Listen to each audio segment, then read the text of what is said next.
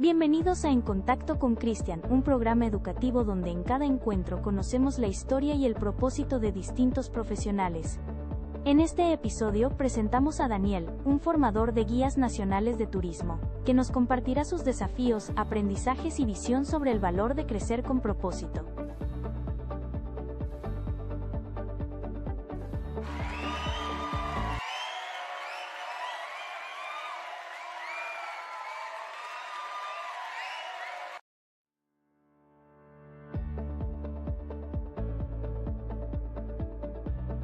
Muchas gracias por escucharnos. Bienvenidos nuevamente a En Contacto con Cristian, un espacio donde en cada encuentro conversamos con profesionales que inspiran desde su vocación y transforman realidades a través de su trabajo. Aquí descubrimos cómo distintas profesiones, cuando se viven con propósito, se convierten en herramientas de cambio.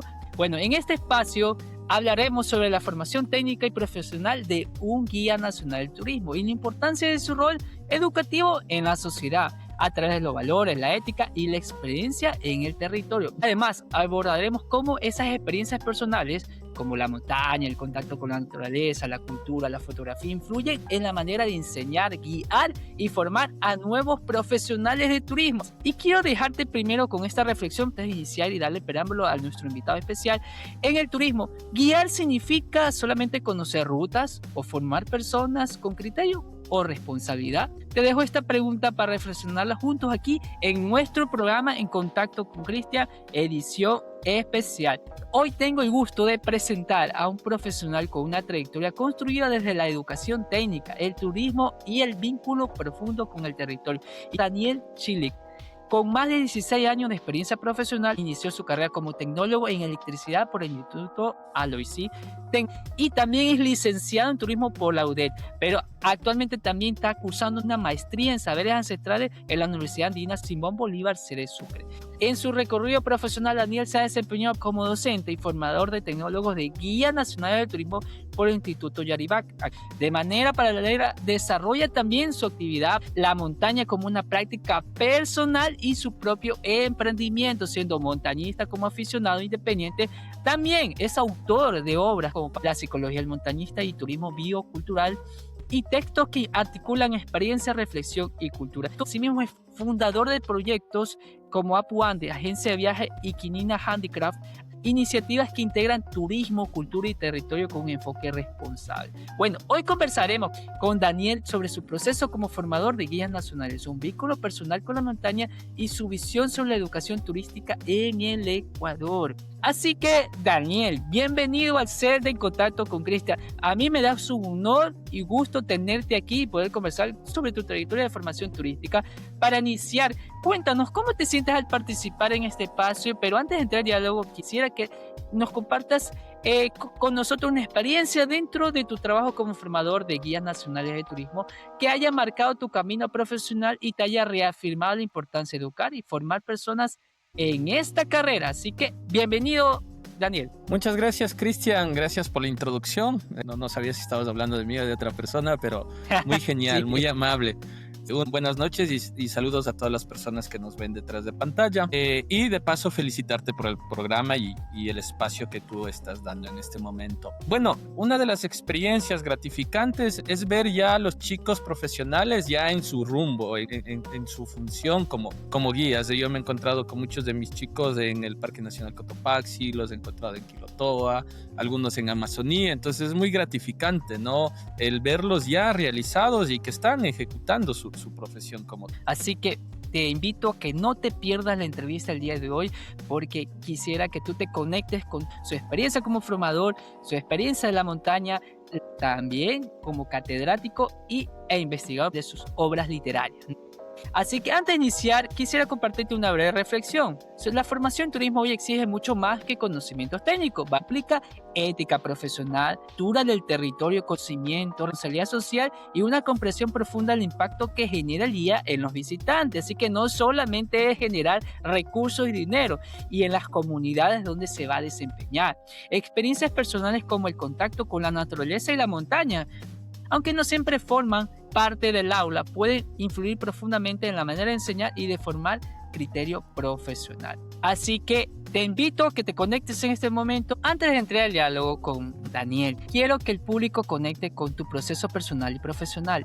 Daniel, que iniciaste tu camino profesional como formador, ¿no?, en el área de electricidad. ¿Qué te llevó a replantear este rumbo y orientarte hacia el turismo? ¿En qué momento sentiste que la formación de guías, esa formación y el trabajo en el territorio se convirtiera en una vocación para ti? Claro, Cristian. Bueno, te cuento, tecnólogo en electricidad, tuve la oportunidad de trabajar en campo, en industria.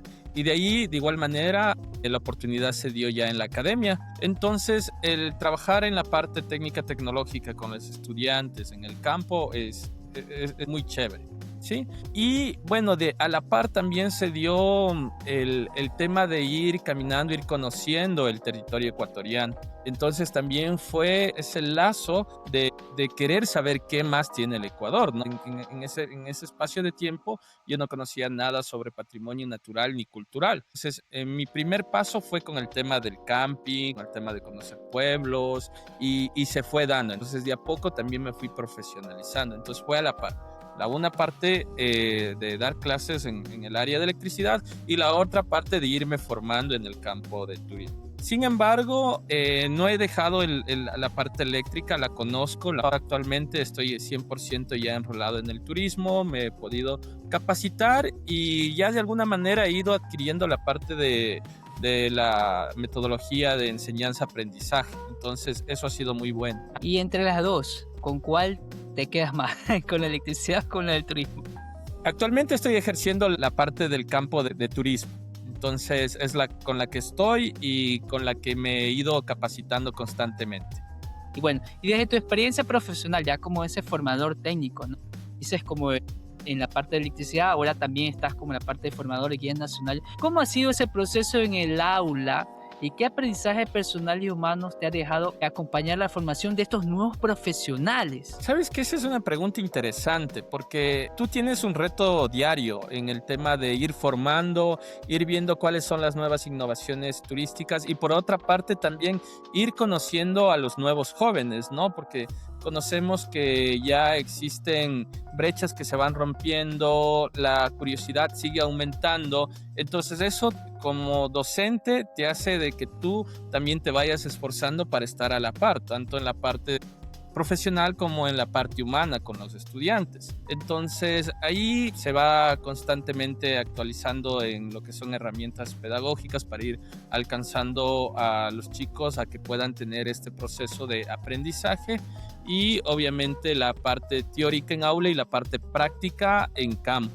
Inicial me contaste que tenías profesionales que ya han ido teniendo ese recorrido. ¿Te sientes satisfecho? ¿Te sientes que aún falta más? Claro, existe una diversidad en el rango de edades. Bueno, en sí la mayoría son jóvenes bachilleres que ya van ingresando al tema de educación superior, que aproximadamente tendrán unos 18, 19, 20 años. Sin embargo, como tú lo mencionaste, también hay personas ya adultas que están en el campo turístico de una manera empírica y buscan las aulas para obviamente llegar a la profesionalización. Y en algunos casos hemos tenido estudiantes de la tercera edad. Entonces es muy interesante cómo toda esta diversidad de edades se reúne en aula e irles viendo cómo también es este comportamiento social interno, ¿no? Muy interesante lo que me cuentan. Personas de tercera edad. Parece mentira que los jóvenes dicen, no, ya no hay oportunidad a los 30 años.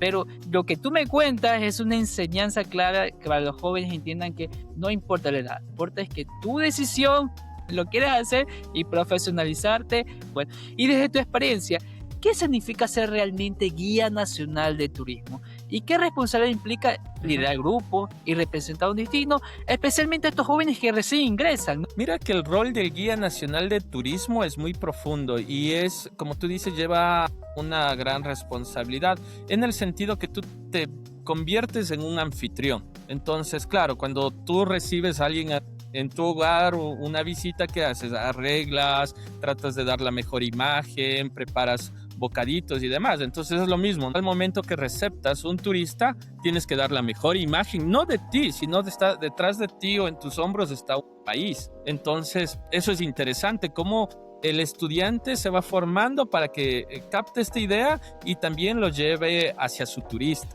Entonces, la formación que nosotros lo hacemos desde diferentes campos de aprendizaje es muy interesante porque tenemos ámbitos cognitivos, procedimentales, actitudinales, y eso le ayuda al estudiante en sí saber que es un guía nacional de turismo. Aparte de obviamente la definición, ¿no? Que es el interpretar el patrimonio natural y cultural de nuestro país, que es riquísimo en esta parte, y también estamos apegados hacia un reglamento que es el reglamento de guianza turística. Entonces, claro, nosotros tenemos diferentes tipos de guías o clasificación de guías, y dentro de esta normativa existe el Guía Nacional de Turismo. Entonces, uno de los requisitos es que debe tener un título de tercer nivel, y es ahí donde nosotros también vamos cumpliendo o nos apegamos a la normativa vigente. Muy importante, el ser anfitrión y sobre todo esa parte de ser esa imagen, una representación de un país como un embajador de tu país, y más allá de generar recursos, estás haciendo una carrera de vida. Bueno, escucharte nos permite entender que la formación turística va mucho más allá de la técnica, es una construcción humana y ética. Bueno, ahora entrando a los retos y a las oportunidades. Daniel, además de ser formador, ha desarrollado obras escritas vinculadas al andinismo, la psicología del montañista y el turismo biocultural. ¿Qué experiencia personal o profesional te llevó a escribir sobre estos temas y cuál es el propósito que buscas transmitir a través de estas publicaciones? Chévere, Cristian, verás, te cuento que este tema de la psicología del montañismo nació desde la experiencia de caminar en la montaña. Tú cuando manejas grupos vas viendo en el trayecto cómo ellos van cambiando su comportamiento, porque al inicio todos están contentos, están felices, entusiasmados de alcanzar esa cumbre, de hacer esa travesía, pero ya en el transcurso van a haber ciertos cambios. Vamos a ver cómo va a ir habiendo frustración, habiendo enojo, momentos frágiles de llanto. Entonces es interesante ver cómo el cerebro de la persona va actuando frente a ciertos desafíos que se va poniendo frente a la montaña, porque básicamente la montaña es un objeto, bueno, si vamos al apartado espiritual, que sí tiene un espíritu, pero si lo vemos naturalmente es una parte geográfica, pero la montaña genera todo eso en el humano. Entonces, conjunto a un compañero que él es psicólogo, vimos la oportunidad de generar esta investigación, ¿no? De por qué se va dando, por qué el cerebro va teniendo estos ciertos comportamientos hacia la montaña. Llegamos a ese momento en donde el montañista se va cansando, va sintiendo frustración, enojo con él mismo, va llegando haciendo una parte hermética en donde ya básicamente no dice nada, en donde de pronto ya quiere tirar la toalla, pero claro, la motivación de los compañeros, de los amigos, hace que ese empuje se da, y cuando llega a la cumbre pues quiebra en llanto, y vemos cómo esa fragilidad del humano se va presentando, ¿no? Y ya luego nuevamente llegues a la euforia, ya regresar en el transporte ya todos cansados, durmiendo. Entonces es muy interesante esa parte, ¿ya? Y que lo seguimos trabajando. Y para no interrumpirte, ¿y en qué montaña te inspiró a escribir este libro? Con tu compañero que es psicólogo, compartiste con otra especie muy interesante. ¿Sabes que eso fue en el corazón? Aunque corazón. Básicamente yo ya lo tenía ya más o menos estudiado, pero en el corazón fue porque yo iba con unos compañeros y claro, para hacer la ruta por el Chaupí, tú tienes diferentes cumbres falsas. Entonces tú ya le ves a la cumbre y justo era nublado, y ya llegaba y no, había otra cumbre. Entonces esta persona se llegaba a frustrar y decía, pero ya, ¿a qué momento llegamos a la cumbre? Entonces sí, fue en esa montaña cuando dije hay que hacer esta investigación sobre el comportamiento del humano frente a la montaña. Y bueno, ¿y has visto algún impacto en alguien que te haya dicho esto me impactó de tu obra? ¿O crees que aún falta difundirla? Sí, tuvimos la oportunidad de presentar la investigación en un congreso acá en la Casa de la Cultura en la ciudad de Quito. Entonces, claro, las personas se quedaban con esa incertidumbre de todo eso pasa en verdad en la cabeza del humano, y también esa chispita de también ser montañista, o de querer ascender a una montaña. Bueno, acá en Quito tenemos el Ruco Pichincha, que muchas de las personas no la conocen, entonces ya comenzaron a las preguntas, ¿y cómo iniciamos? ¿Y qué se necesita?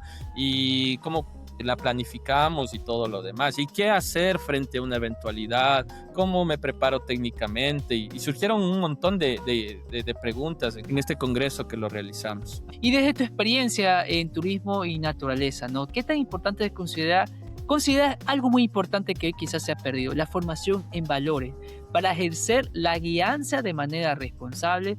¿Cómo percibes que ese desarrollo del turismo y la guianza en el Ecuador actualmente y a futuro, a las futuras generaciones a través de los valores? Bueno, los valores es un eje transversal, yo pienso que en diferentes disciplinas, ¿no? Y eso lo vas obteniendo desde el hogar, eso es una formación continua. Uno de los valores creo que primordiales en la guianza turística es la disciplina y la ética. El guía tiene que ser súper disciplinado, tiene que ser muy puntual, tiene que ser muy responsable, muy analítico. Entonces eso ayuda porque es parte de su formación profesional. Si bien es cierto, ya viene como ni dura desde el hogar, pero acá también se les va formando, ¿no? Entonces sí, de alguna manera es un poquito ya más estricto el tema de horarios. Chicos tienen que llegar puntuales, la presencia, tu credencial, todo eso va sumando para obviamente dar un servicio de calidad, porque eso es lo que nosotros vamos a mostrar, ¿no? Lo que hablábamos en un principio, que somos los embajadores, que eso lo mencionaste tú, de nuestro país, o somos unos anfitriones. Entonces todo eso va sumando. Muy bueno, ¿no? ¿Y tú crees que a través del tiempo el tema guía en turismo se ha ido devaluando? Ya no ves como que mucho interés en el tema del territorio, en el tema de la naturaleza, en el tema de conectar con el público, esa parte. ¿O crees que simplemente la gente se forma porque, bueno, quiere tener una carrera profesional y eso? ¿O has percibido que eso aún se mantiene en la generación que está viniendo? Sabes que actualmente el turismo tiene mucha informalidad, ¿ok? Hay mucha informalidad. Bueno. Y claro, eso no ayuda. De pronto por precios bajos y demás cosas se da un mal servicio y eso pues da una mala imagen hacia la parte turística.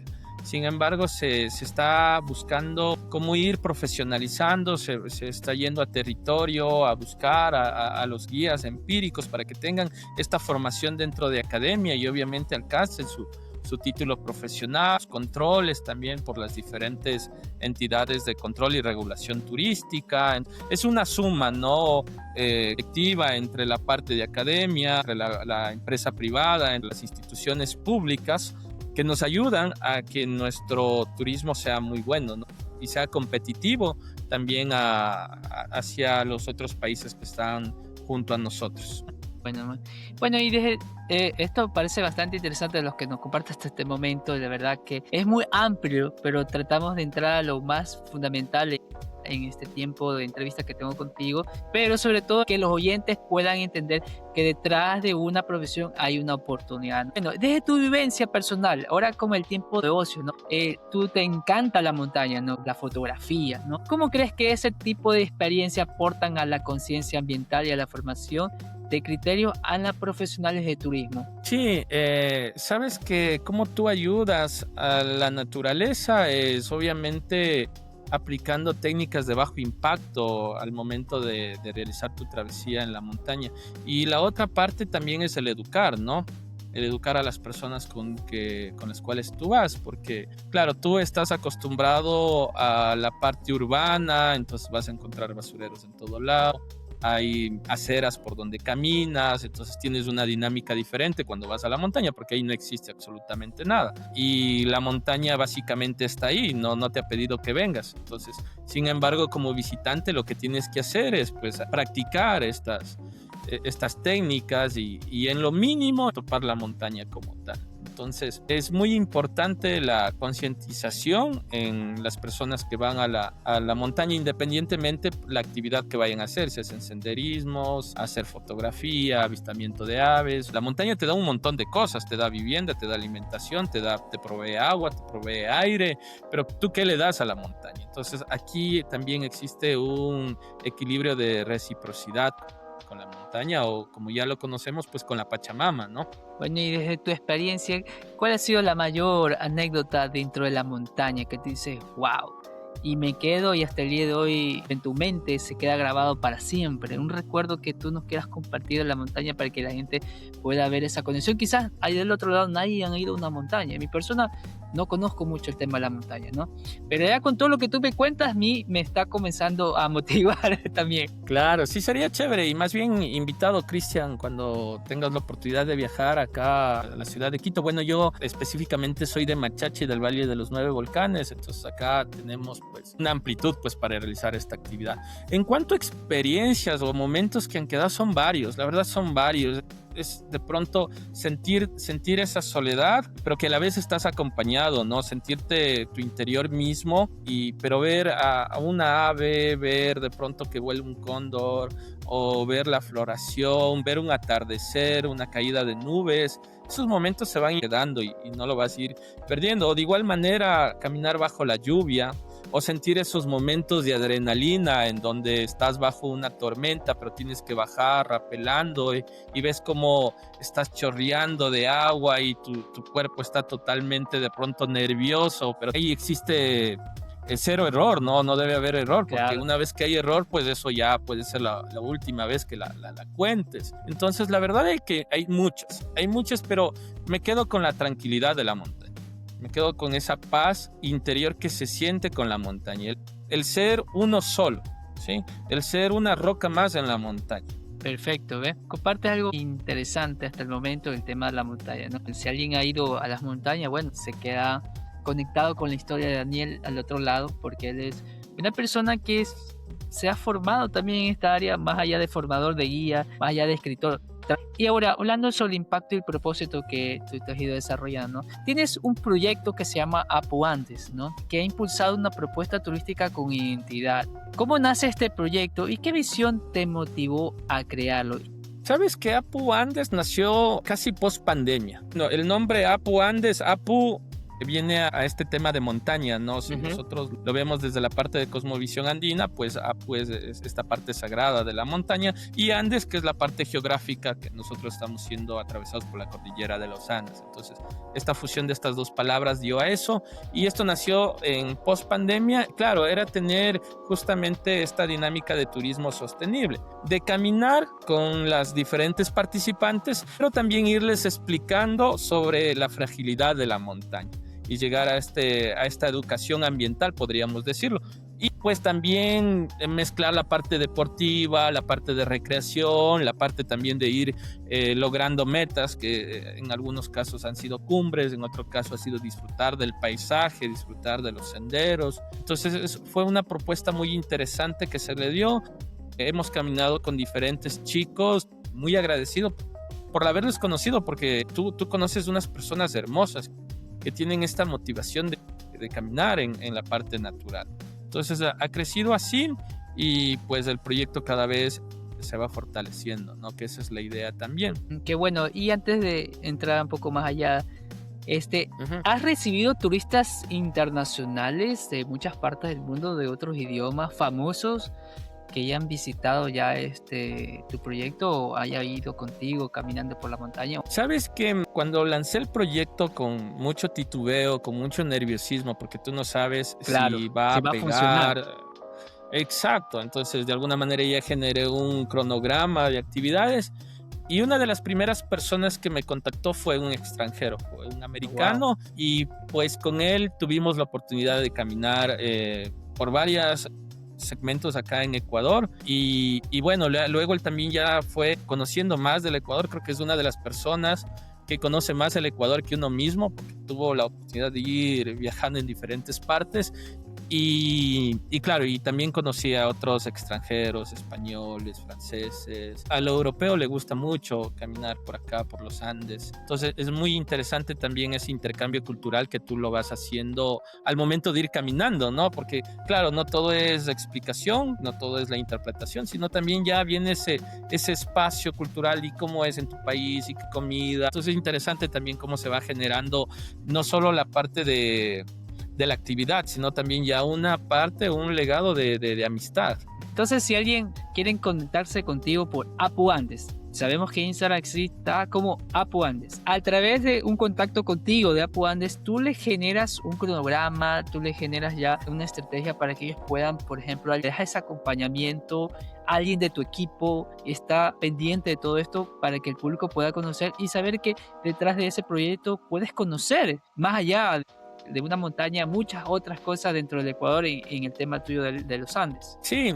Y sabes que no necesariamente porque contraten o porque diga yo quiero pagarte el tour o lo que sea, ¿no? Más bien es a modo libro, porque creo que el tema del conocimiento, entre tú lo vas impartiendo, también vas aprendiendo. Entonces, si hay alguna persona que tenga cualquier consulta respecto a rutas, de equipo, lo que sea, ¿no? Yo siempre abierto a compartir información, porque creo que con eso pues ganamos todos, ¿no? Tampoco uno personarse de todo, sino más bien dar esa dispersión. Entonces me dicen, sabes que Dani, necesito un guía de alta montaña. Digo, perfecto, yo no soy guía de alta montaña, pero te mando el contacto de tal guía. O Dani, sabes que quiero caminar en Galápagos. Entonces, perfecto, te mando el contacto de un guía especializado en Galápagos. Entonces, la idea también es ir compartiendo información. Y me llena mucho el poder dialogar con otras personas y irles ayudando. Entonces, a veces hay chicos que ya no son mis clientes, o ya aprendieron por su cuenta también, pero a veces me hacen preguntas. Entonces, es chévere compartir información. Mira, muy bueno lo que nos compartes, porque muchos piensan que solamente es generar dinero. No, lo que aquí nos comparte es lo que hablamos inicialmente de ser embajador. Esa persona que conecta con otro servicio, porque sabemos que todos ganamos. A veces piensan que simplemente al recibir si yo no genero nada, no le puedo compartir a otro. Esa es una idea muy errada. Y aquí veo una persona con mucha vocación y profesionalismo. Nos comparte toda esta historia. Revísale Instagram, tiene muchas cosas bastante interesantes sobre el tema del andinismo. Sabemos que Daniel es formador de guías nacionales. Muy bueno saber que tú nos compartas hasta este momento esta historia tuya, ¿no? Y de todo lo que ha ido, porque recuerden, hablamos inicialmente que era formador en el ámbito de electricidad, luego pasamos al tema de formador de los guías nacionales, luego vemos que él ha sido escritor a través de la montaña porque le apasiona la montaña y la fotografía, y arrancó también con un proyecto de Apu Andes, muy interesante, en dar la apertura a muchas otras cosas, pero también tienes otro proyecto, ¿no? Un proyecto artesanal que se llama Kinana Handicraft. Así, ¿no? Sí. Como inglés, ¿no? Sí, handicrafts que sí, son artesanías hechas a mano. Es un proyecto nuevo, entonces, bueno, aquí hay, ya no es Kinana, sino ya se le cambió, ahora es Apu Andes Handicraft. Perfecto. Que se está generando la marca, la verdad, el branding se lo está trabajando. Y la idea de este proyecto es darle valor a los artesanos, ¿no?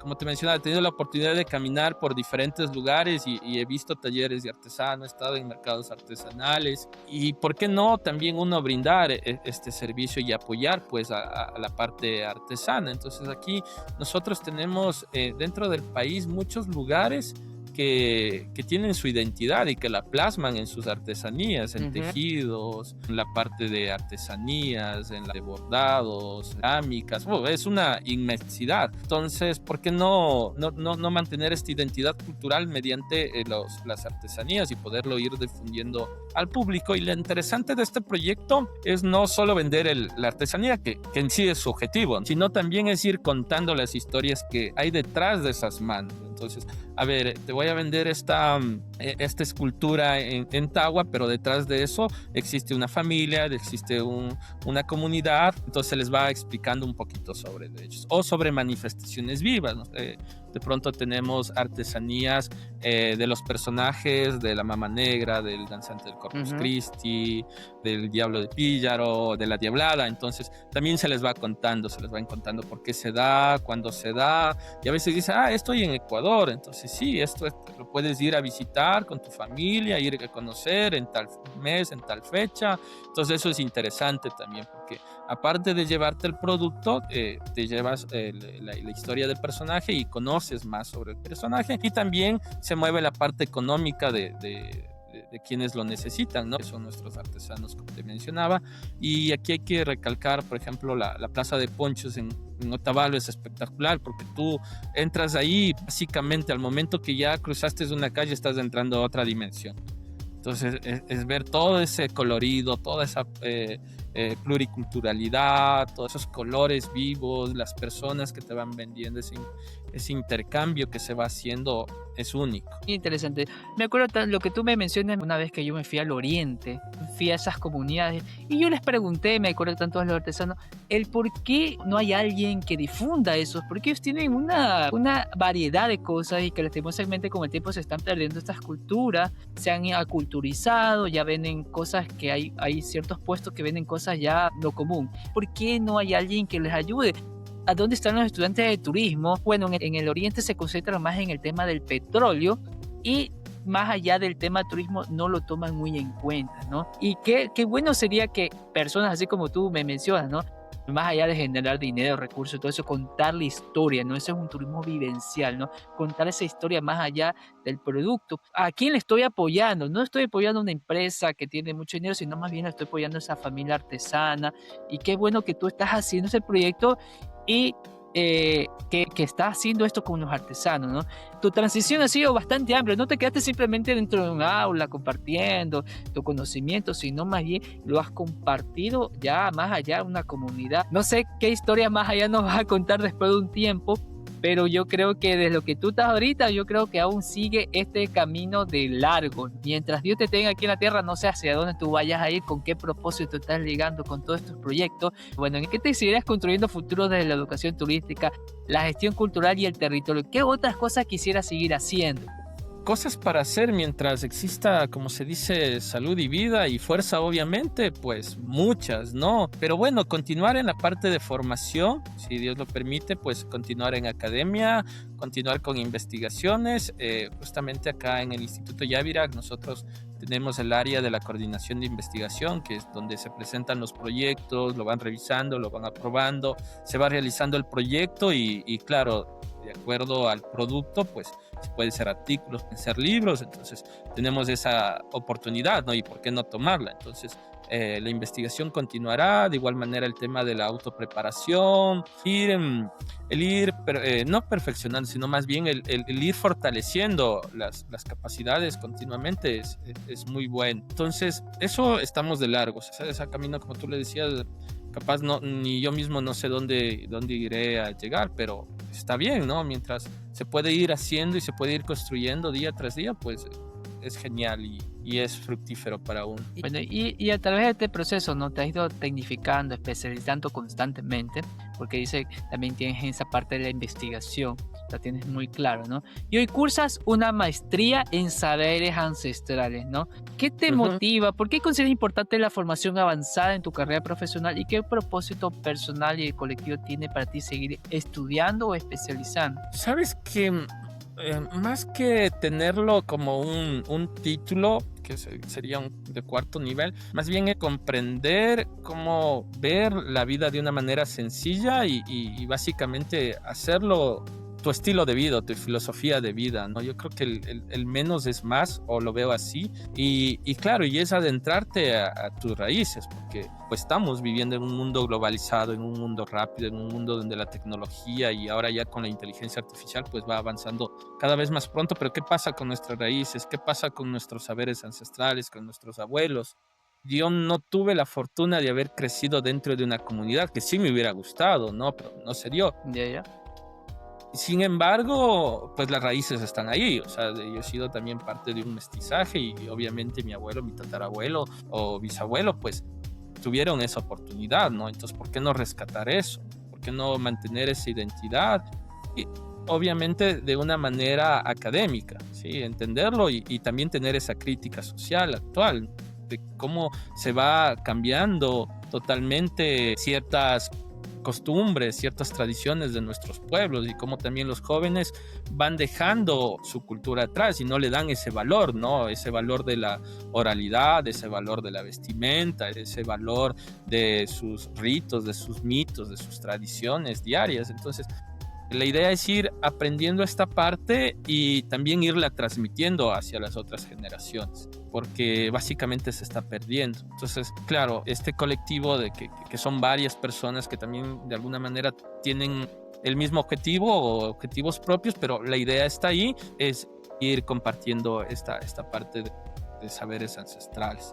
Y por qué no también enfocarlo con el turismo, con un turismo sostenible, con un turismo comunitario, que nosotros acá pues no le pedimos nada a ningún país y tenemos las herramientas necesarias para hacer potencial de un turismo comunitario bien trabajado y bien logrado. Sí, y yo vivo en la parte de la región insular. Bueno, paso muchos años y aquí hay muchas partes de gente indígena ha venido acá con el tiempo, ¿no? Ajá. Y lastimosamente ya con el tiempo se ha perdido lo que tú dices, ¿no? Esa parte ancestral. Tienen el apellido, ya la gente joven ya no habla el quichua. La gente adulta sí habla, pero la gente joven se visten diferente, ya han perdido. Y lastimosamente con el tiempo yo les manifiesto ¿qué pasará dentro de unas generaciones futuras si ya estos jóvenes ya no siguen? No, probablemente ya esas lenguas pueden estar muriendo con el tiempo, ¿no?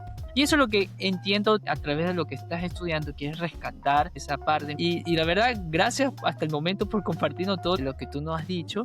Y que bueno, ¿no? Tu camino demuestra, sobre todo, dejar esa huella significativa. Un entrevistado anteriormente nos dijo, yo estoy dejando mi huella significativa, ¿no? Y eso es lo que yo creo que también tú nos transmites a través de todo el diálogo, esa huella significativa para las futuras generaciones y para lo que viene por delante, ¿no?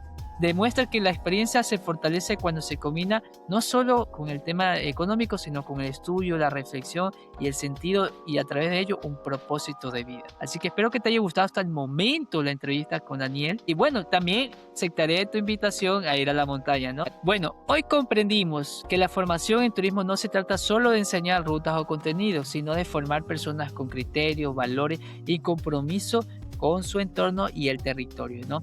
Gracias, Daniel, por compartirnos tu experiencia y por recordarnos que educar en turismo también es educar para la vida. Y antes de cerrar, quiero darte el espacio para que compartas un mensaje final con nuestra audiencia, especialmente con estos jóvenes que hoy están decidiendo su camino profesional. Como tú sabes, el programa es un educativo donde hay personas que quizás se están conectando y quisieran conocer qué carrera escoger, qué carrera tomar, por qué elegir. Bueno, el día de hoy estamos viendo un formador de guías, pero ¿tú qué le dirías a estos jóvenes que están detrás allá de la pantalla y dicen, no sé qué carrera escoger, pero no sé qué elegir, mis padres me dieron mi carrera, pero yo no sé qué hacer? ¿Qué le recomendarías que primero, antes de tomar esta decisión, si es que tienen la oportunidad, o una persona adulta, si tienen la oportunidad de elegir, qué le dirías al otro lado, tú como experto en esta área? Yo creo que, bueno, este tema de seguir una carrera, a veces tú lo ves como una presión familiar, ¿no? Porque es como que ya tu padre fue eléctrico, tú tienes que seguir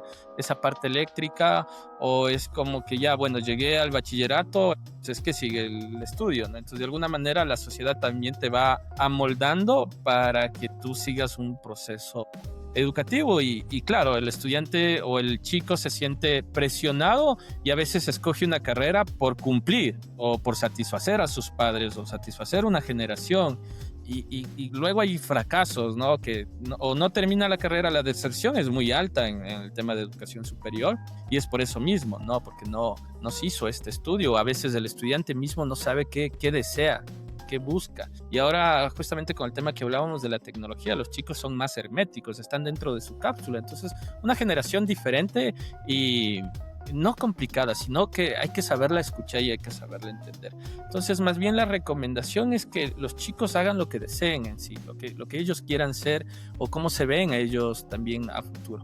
Y también mucha también la responsabilidad de los padres de irles indicando qué formación existe, qué carreras existe, que les gusta también la parte motriz, ¿no? Porque se ha ido perdiendo ya el celular, 2 teclas, 2 dedos, pero ¿qué pasa con antes de hacer manualidades, hacer pintura o reparar bicicletas? Entonces, de alguna manera ahí también tú vas encontrando tu vocación, ser el presidente del aula. Entonces, desde ahí uno ya se va encontrando o tener esta afición por la música, escuchar música. Entonces, ahí también es mucho el oído del padre, ¿no? De qué quiero que también mi hijo aprenda, ¿sí? Y obviamente no forzarle, no obligarle, ¿sí? Entonces eso es muy importante. Bueno, acá justamente dentro del Instituto Yavirac donde trabajo, actualmente ofrecemos 5 carreras, la de desarrollo de software, marketing digital, diseño de modas, Arte Culinario Ecuatoriano y la de Guía Nacional de Turismo, que son carreras tecnológicas, son carreras cortas, y lo que se le da al estudiante son las herramientas para que ellos se defiendan en el mundo profesional de una manera rápida. Y como para ir cerrando una reflexión, porque tú al momento de ir caminando vas aprendiendo, ¿no? Vas asimilando de que si en esta parte de Andes es frío, ¿por qué es frío? Entonces ya tú estás en el Chimborazo, así hace frío. Exacto. O si tú te vas a la Amazonía y comienzas a ver esa gran biodiversidad que tenemos, entonces ya no la ves solo en libros, ¿no? Que es muy buena la lectura, tú ya vas absorbiendo o vas leyendo mediante cómo vas caminando. Entonces, al momento de caminar, tú vas aprendiendo, ¿sí? Y al momento que aprendes, vas adquiriendo conocimiento. Y básicamente este conocimiento es lo que le da una razón de vida. Entonces, tú ya tienes una filosofía de vida al momento que adquieres conocimiento. Eso creo que es muy importante. Muchas gracias. Te agradezco mucho por todo lo que tú nos compartiste y gracias por el tiempo, por esa predisposición también, ¿no? De tu largo agenda que tienes en este momento, ¿no? Bueno, este fue un nuevo episodio de En Contacto con Cristian, un espacio dedicado a reconocer el propósito que hay detrás de cada profesión. Bueno, ya síguenos en YouTube, en TikTok, donde ya están anclados los programas, lo que han ido viendo de los distintos profesionales y también, antes de despedirnos, si quieres ser parte de alguno de los entrevistados, aquí voy a dejar un correo donde ya saben, pueden escribirnos y el equipo de producción está del otro lado para conectarse. Recuerden, el único requisito es tener un título profesional y para que tú nos compartas tu proyecto o tu camino de vida en este programa, ¿no? Y sobre todo, compartiendo este contenido con quienes creen que caminar la montaña también es caminar hacia el conocimiento y el propósito. Así que gracias, Daniel, al otro lado, y hasta la próxima. Hasta luego, gracias a todos.